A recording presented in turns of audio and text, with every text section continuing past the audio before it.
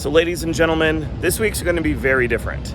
We're recording the new season of Battlebots that'll be airing on the Discovery Channel later this year. And because of that, I can't share what we're doing right now with you because it'd be major spoilers for the show. So instead, I'm going to tell you the craziest thing I ever did with my Battlebot, which was when I dressed it up like a Pokemon and I took it to Comicon. And it was a crazy, crazy thing we did. And I hope you enjoy the show.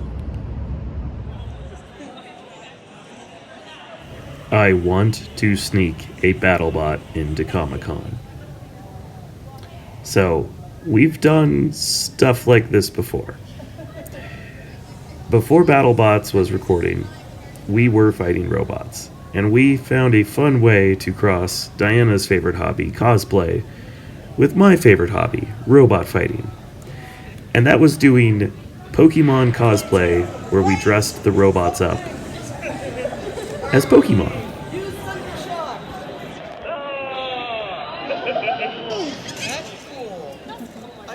Now, just like the big robots, we tested everything on a small scale first. We first made this little Charmander and Pikachus to see what it would be like to drive a robot around a convention, and to see what it was like to battle, and what kind of crowds we would draw.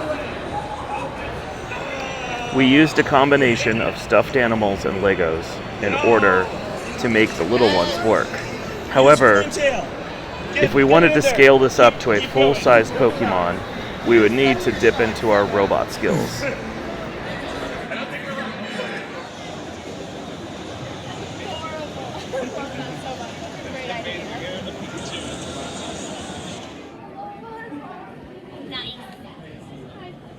It became very clear that having the robot be mobile enough and slow enough to navigate crowded rooms was going to be one of the most important things. So we decided to start running some experiments with our little robots. We wanted to figure out what they could and could not do in a convention setting and still be safe. So here's some of the tests and some of the things we learned.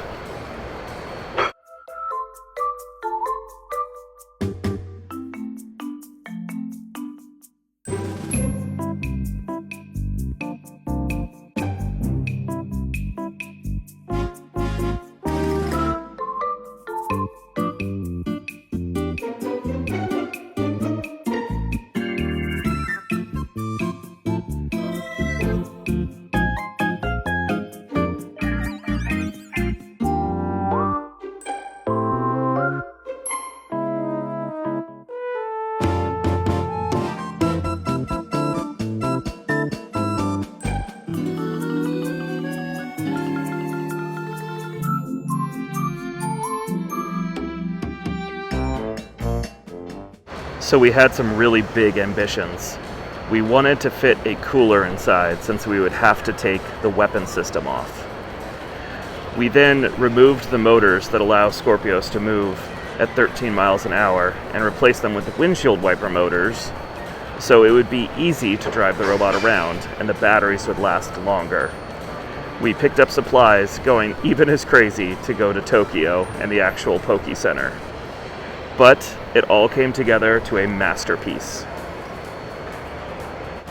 Our Ivysaur was 150 pounds. He could fit in most elevators and could carry 100 pounds of weight.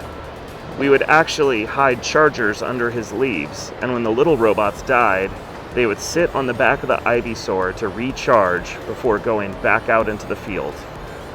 Not only did the robot take care of charging and basically being a pit table for us at Comicon, he also was a cooler, and he carried drinks and snacks for all 5 members of our team to make sure we didn't have to buy the overpriced food at Comicon. This helped offset some of the costs of building a giant robotic Pokemon for the convention.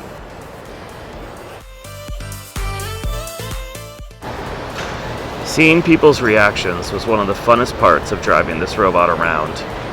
No one ever expected it to turn the corners, and many people said this was one of the best Pokemon cosplays they had ever seen. Make a battle! This wedding is great! Battle! No, sorry.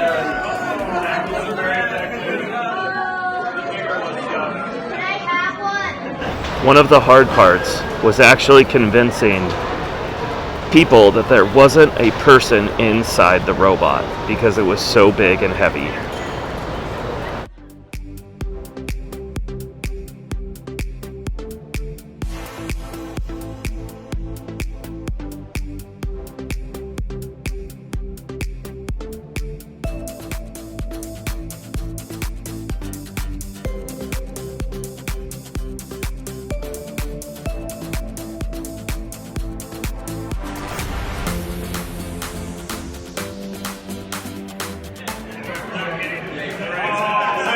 The snacks, drinks, and charging were all cool features, but the best part of the big Ivysaur was the extra big battles.